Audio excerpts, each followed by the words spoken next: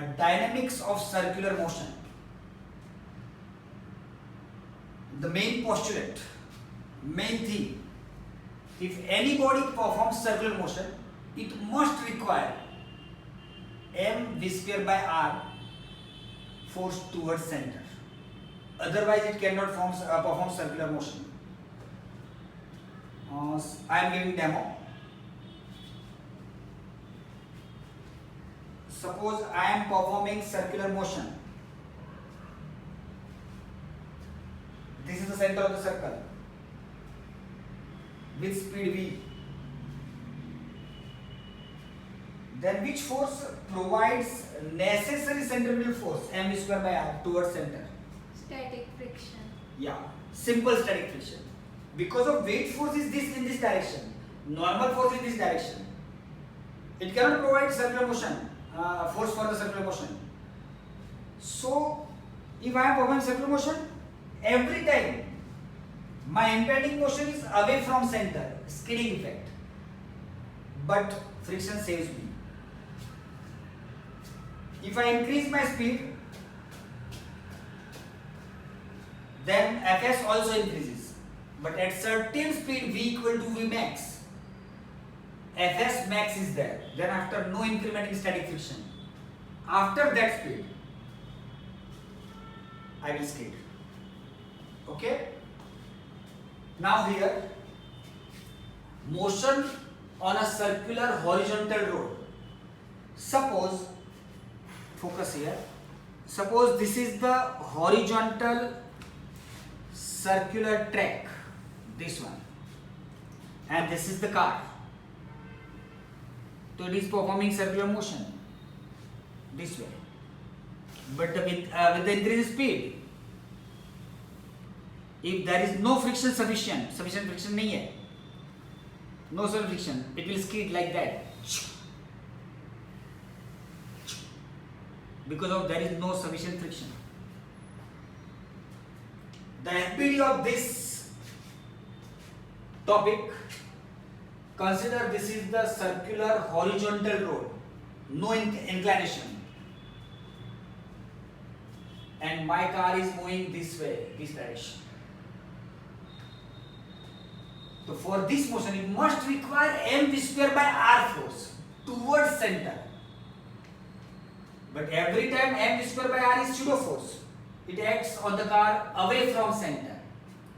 And Fs, static friction, provides necessary centripetal force for the circular motion. And suppose I am speeding gradually my car. So by the time v increases on a same track, so radius remains same. So mv square by r increases because of v increases. So up to certain level, Fs adjust, that is Fs increases. But when it becomes Fs max, when my speed becomes v equal to v max, then Fs becomes Fs max. After that speed, my car skids out of track. So Fs is mv square by r, but if v is replaced by v max, Fs max is mv max square by r. But Fs max is mu s into n, and it is equal to mv max square by r. But here, circular horizontal road is there, so normal force is exactly weight of the car with drivers, etc. So mu s into mg equal to mv max square by r. Mm cut out, so v max square is mu s rg. That is, v max is root mu s rg. This is the maximum safe speed on a circular horizontal road. It does not depend on the mass of the vehicle. If the property of road and tire are same, the truck will skid at the same speed, cycle also skid. It does not depend on mass. Okay? Now, suppose on a circular horizontal road, I want to increase maximum safe speed. Suppose this one is 60, but I want to increase up to certain level, say 70, etc. Then suppose the turning is there like that, road is turning this way, ऐसे. So we make road like this, inclination, this way. This is my car. This is angle of inclination. Weight force is always downward. Normal force is here. It has two components, n cos theta and sin theta. And suppose my car, I am maintaining 6 lane. This way. Suppose I am maintaining 6 lane. So my trajectory, my car trajectory is this. The center of this circular path is here, not here. So whatever the force towards center provides necessary centripetal force. Here n sin theta.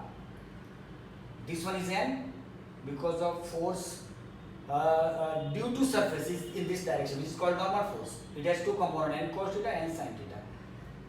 And the friction force. If my car speed is sufficiently greater, so its tendency is up the slope.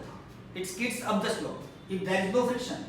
So friction is down the slope because of my car speed is something greater. So here the friction is down the slope. It has two components, F cos theta, F sin theta. So these two forces both are towards center. So they combinedly provides necessary centripetal force for the circular motion. But I am maintaining the 6 lane. There is no vertical motion. That is, vertical force must be balanced. So here n cos theta is in upward direction, F sin theta is in downward, mg is also in downward. So addition of these two balances by n cos theta, and it must, because of I am maintaining the 6 lane road. So there is no vertical motion of my car. So F sin theta plus mg is n cos theta. Therefore mg is what? N cos theta minus F sin theta. So taking these two, taking ratios of these two, m v square by r divided by mg equal to this by this. So F cos theta plus n sin theta upon n cos theta minus F sin theta. So mm cut out. So v square by rg equal to F cos theta plus n sin theta upon n cos theta minus F sin theta. But this one is simple static friction. But if v becomes v max, after that speed, my car skids up the slope. So at that speed, this is the maximum set speed. This static friction is replaced by Fs max. Here, even then my car is in motion.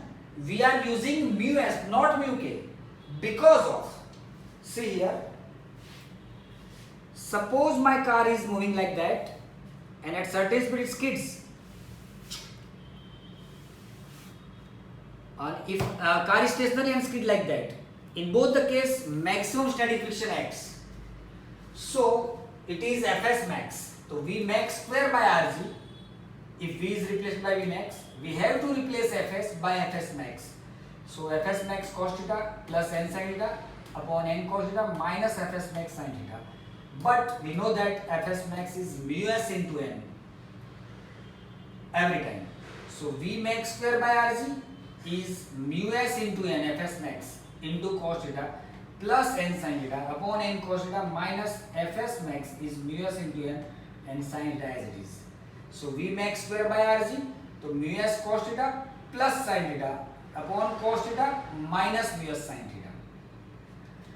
This one V max square by Rg, dividing both numerator and denominator by cos theta, we get mu s plus tan theta upon 1 minus mu s tan theta. So after reducing, finally we get V max equal to root of Rg into mu s plus tan theta upon 1 minus mu s tan theta.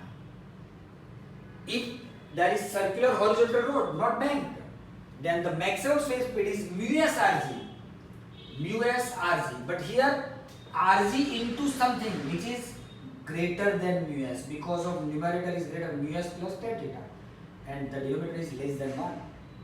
So this term is greater in comparison of this term. So if this one is 60 km per hour for example, then this may be 70. Okay, so maximum set speed on a circular horizontal banked road we have increased by inclination theta. Now we will discuss another case. Suppose this one is the horizontal circular banked road. On this road we can park a vehicle on a road with inclination theta. If mg sin theta, this one is mg, this mg cos theta, this one is mg sin theta, this one is normal force, fs adjust.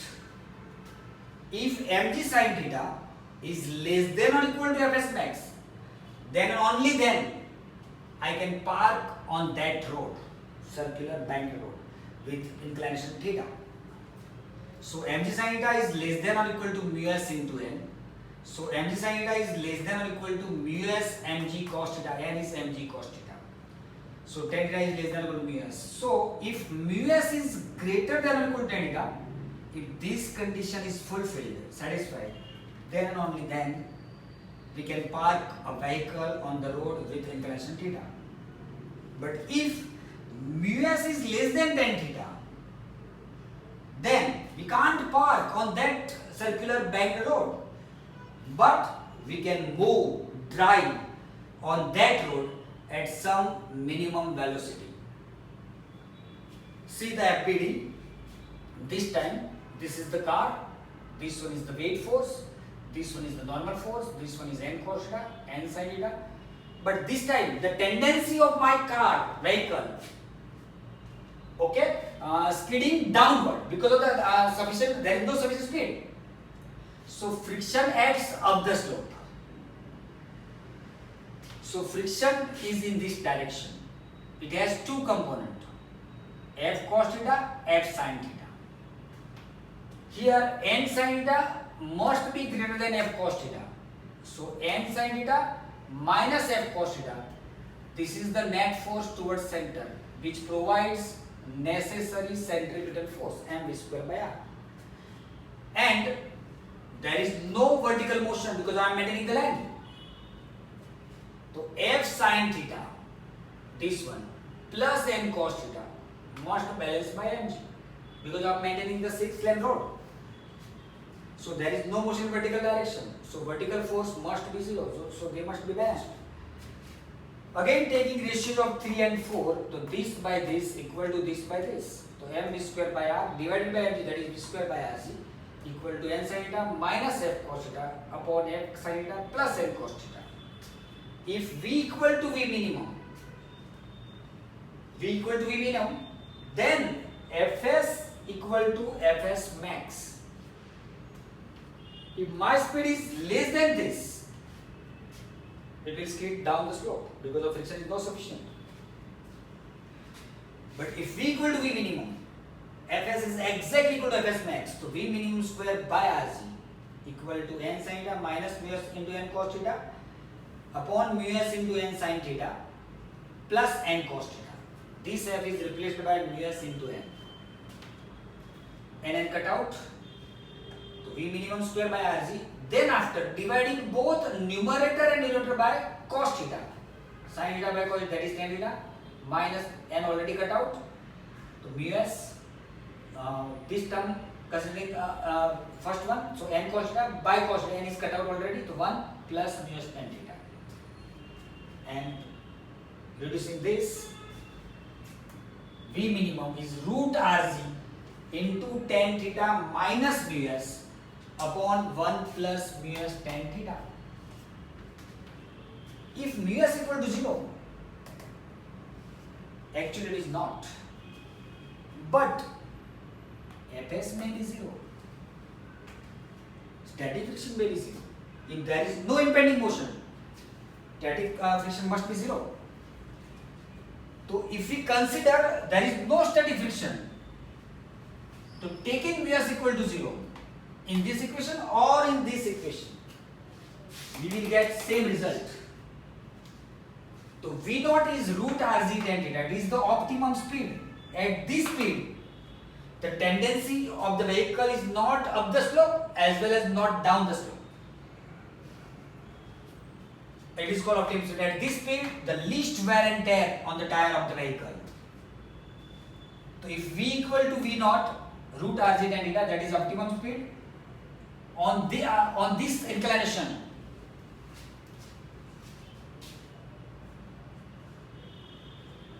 theta, the vehicle is exactly at right angle. यानी कि that means it moves with what a horizontal road, like horizontal road. So tendency is not up the slope, not down the slope. But if V is less than V naught, so the position of the vehicle is like that continuous line, not dotted line, because of the tendencies down the slope, moving down the slope. So friction is up the slope. And if speed of the vehicle is greater than V naught, so its tendencies are like continuous line, drawing of continuous line, not as dotted line. So its tendencies toward up the slope. So friction is down the slope.